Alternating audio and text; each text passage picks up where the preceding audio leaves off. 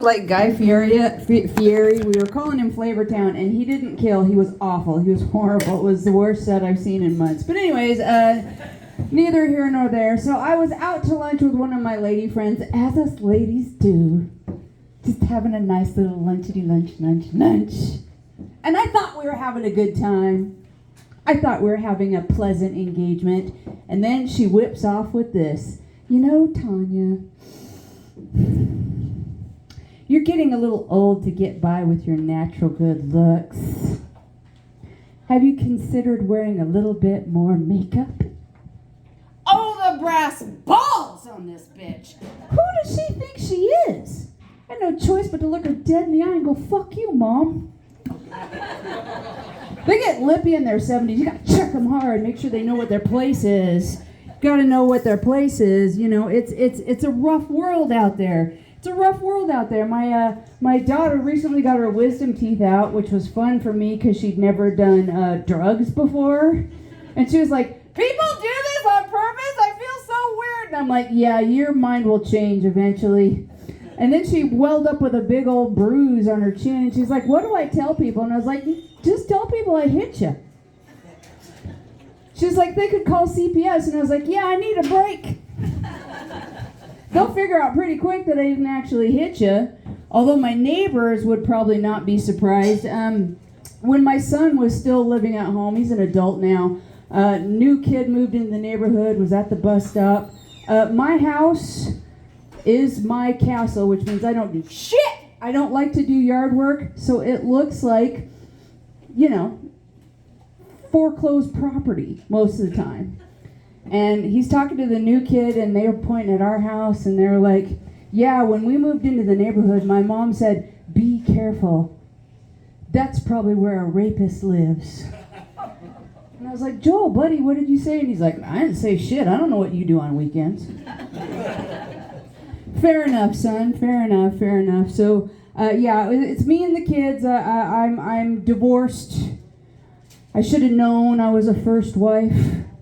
There was all the symptoms of a first wife. He didn't have a lot of relationships before me.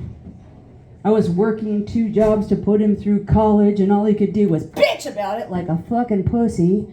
I had to hold his hand while he cried when he flunked classes, knowing that I had to come up with the money for him to go to the class again. I'm the one that should be crying, motherfucker. So he recently got remarried, praise Jesus. You would think that meant that I was off the hook. No, his favorite hobby is still sending me bitchy little texts whenever he has a free moment. And I don't understand why, because he left me. This is how our marriage ended. There was no big fight. There was no big problem. He just came home from work today because he did finally get a job after 11 years. And he said, I talked to my mother, and we decided it's time for me to move out. Good, because I was never the main woman in your life, so you go live with your mother. And, it was a bad marriage there towards the end, because he became a period phobe. There's guys that are, you know what I'm talking about. He was raised LDS with 5 brothers and a mother that didn't talk about this kind of stuff. Which means period sex was out of the question. But then it got worse because, you get older, you get a little bit more irregular. So then he started getting nervous about that week before and didn't want to have sex that week before. And then he added on the week after. Which means there was 1 week a month where it was up to something could happen. And then he would have the audacity to bitch to all of our friends, we don't ever have sex. That's not my fault. Grow a pair and quit being afraid of a little pink on the tip of your dick, bro. I'm just saying, it's not that big of a deal. I don't know. Okay, so I'll work on I'll do some real material instead of stuff that I'm working on. That was all stuff that I'm working on. I appreciate your patience, you beautiful people. So, I do live with a teenage daughter, and I do drugs because I am a stand-up comedian, which means I hide a lot of drugs. And I'm older, which means sometimes I hide them a little too well. The other day I was cleaning behind a big piece of furniture and I found some weed that I'd hidden from myself like 3 years ago.